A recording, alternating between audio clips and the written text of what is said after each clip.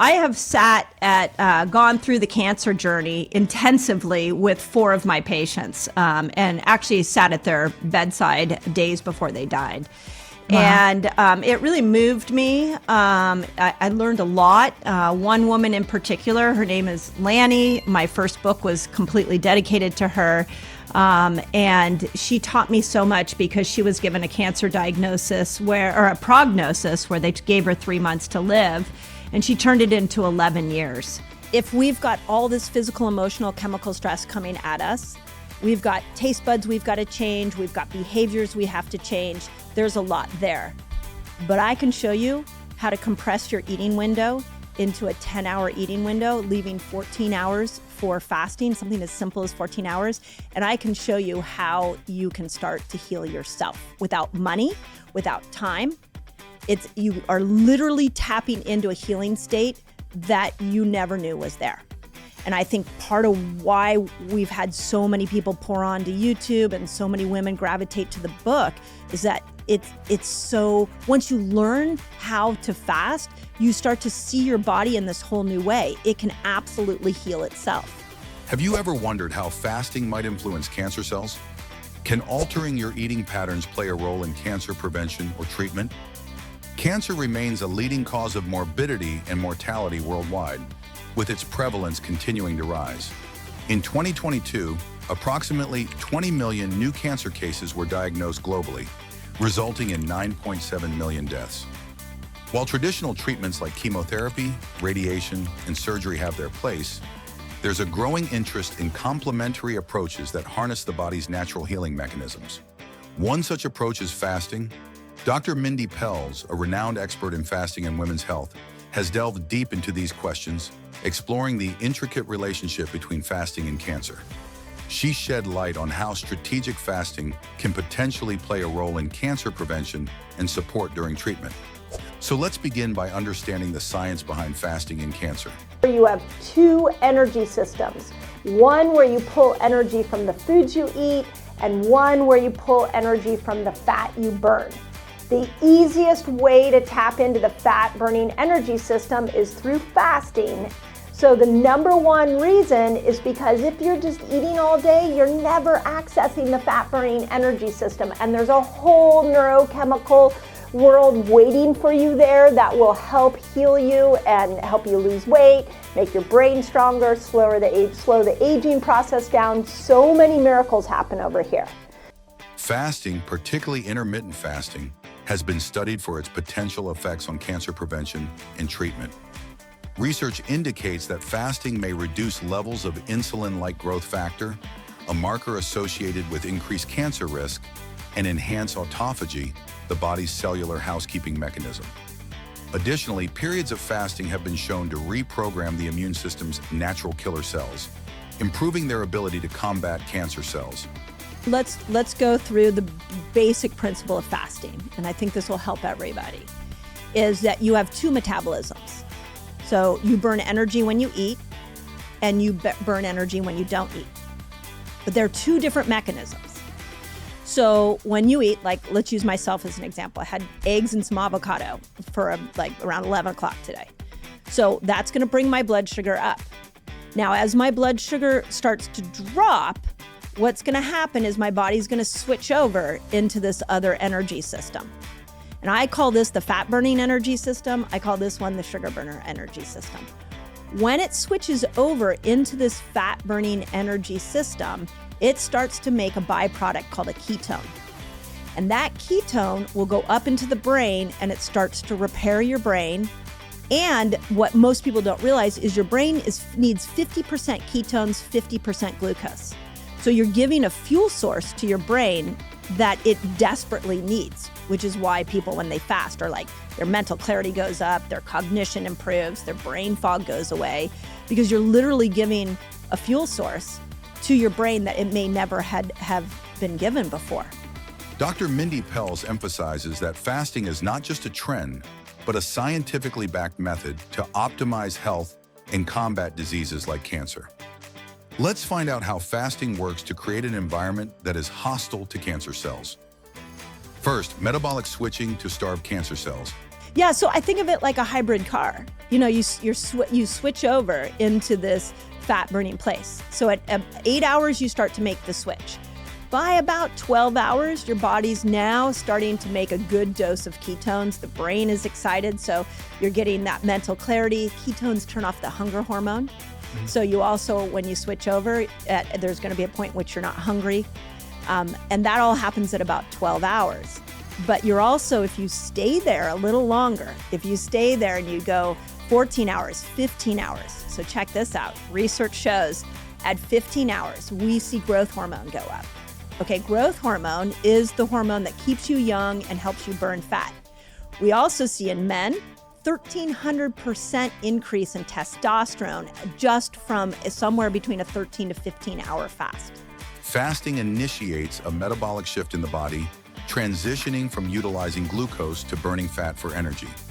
This process leads to the production of ketone bodies, which serve as an alternative fuel source.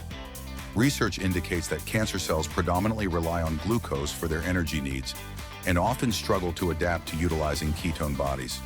Consequently, by reducing glucose availability through fasting or ketogenic diets, it's possible to starve cancer cells, inhibiting their growth. Additionally, fasting can boost the production of growth hormone in your body. This hormone helps maintain muscle mass and encourages your body to use fat for energy, further decreasing your reliance on glucose. These combined effects suggest that fasting might offer benefits in cancer treatment by creating an environment that's less favorable for cancer cells to grow. These mechanisms suggest potential therapeutic benefits of fasting in cancer treatment. Now let's head towards another important benefit of fasting, according to Dr. Pelz, the activation of autophagy. Second, autophagy, the body's self-cleaning mechanism. When you hear the word autophagy, I want you to think self-repair. It is your cells, 72 trillion cells. It is the way that they heal themselves, and there are some very specific habits you can do to stimulate autophagy, and fasting is one of them. And this autophagy kicks in at 17 hours. So when you've been fasting for 17 hours, the cells look around and they go, okay, no food's coming. Blood sugar's not raising, so I'm gonna start to become a more efficient cell. So the intelligence in the cell will start to repair itself so it can function better. If that cell is going to be a cancer cell, then what will happen is it will actually create something called apoptosis, where it will kill that cell and get rid of it. So we love autophagy fasting because of the ability for the cells to start to self-repair. Dr. Pelz often refers to autophagy as the body's inner healer, a process that is naturally triggered during fasting. Autophagy helps remove precancerous cells and supports the repair of healthy cells, reducing the risk of cancer development. Research has shown that prolonged fasting, 24 hours or more, can significantly boost autophagy, with some studies indicating a 300% increase in this self-cleansing process. In fact, a study published in Nature found that fasting-induced autophagy plays a critical role in inhibiting tumor growth and enhancing immune response. Hey, is fasting a part of your lifestyle? Which fasting method do you like the most and why? Let us know in the comments section below. Now let's move towards another profound benefit of fasting that works wonders against cancer. 3. Reducing inflammation and oxidative stress. Chronic inflammation and oxidative stress are key drivers of cancer. Fasting helps reduce inflammation and lowers oxidative stress, creating an environment that is less conducive to cancer growth. Coming up in this video, Dr. Mindy explains the body's transformative changes at specific fasting intervals, each bringing distinct health benefits. At 13 hours, you switch on growth hormone. At 15 hours, you typically switch on ketones. So now the liver is moving from a sugar burner to a fat burner. At 17 hours, you switch on cellular healing and detoxing within the cell. At 24 hours, you're repairing the gut. That switch comes on and you're getting more GABA. At 36 hours, you're going and you're finding all that, you're burning fat and you're finding all the toxins and insulin that you stored years ago. At 48, you're resetting receptor sites for dopamine and you're slowing down aging, you're getting more antioxidants. And at 72 hours, you reset your whole immune system, and you start to get stem cells. Choosing the right fasting method depends on your goals, lifestyle, and health needs. If you're new to fasting, starting with a shorter fast like intermittent fasting can ease you into the practice and help you gauge how your body responds. Now it's time to take a look at Dr. Mindy Pelz's fasting protocols for cancer prevention and healing. Dr. Pelz is a strong advocate for personalized fasting protocols tailored to individual needs. Here is another fasting benefit that she recommends for cancer prevention and healing. Fourth, regulation of blood sugar level. Intermittent fasting, it works because it allows your blood sugar and insulin levels to drop to a nice low level.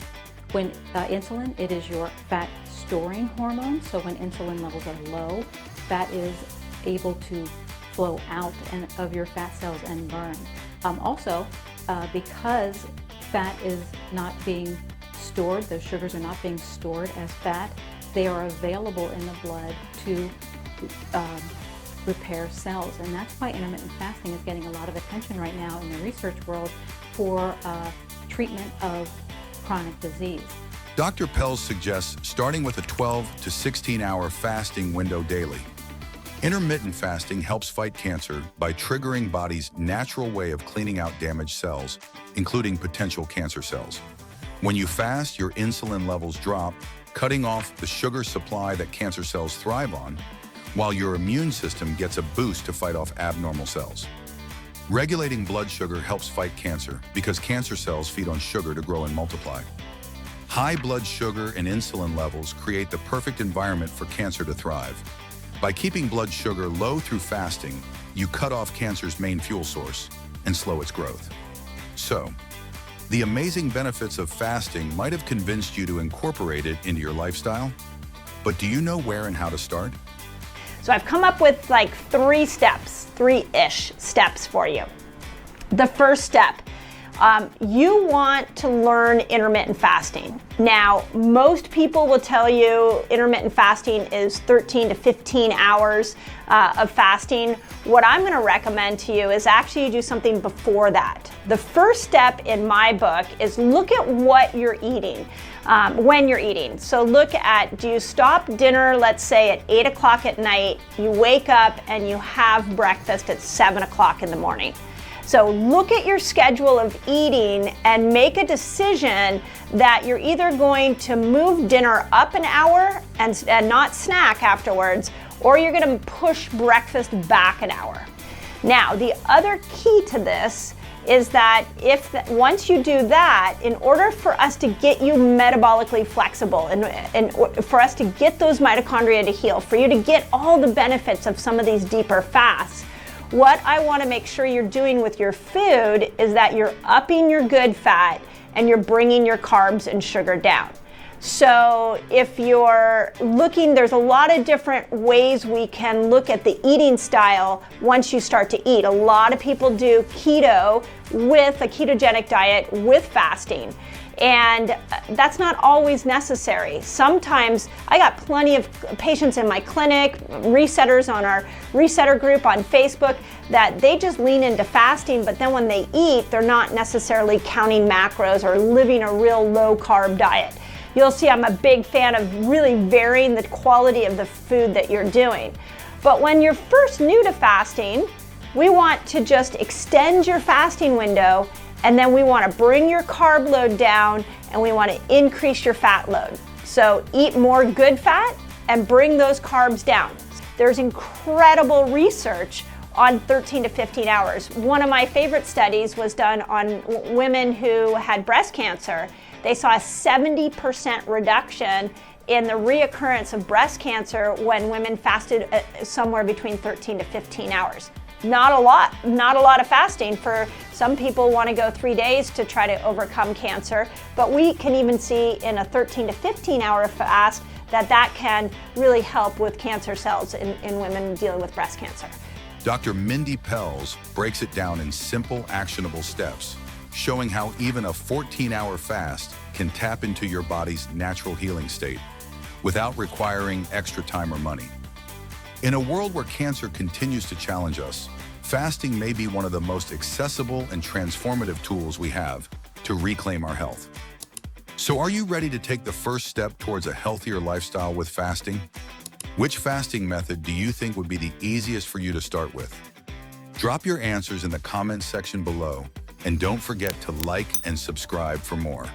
And remember, you're what you eat, so nurture your health and make sure to take your daily dose of longevity seed for a vibrant life.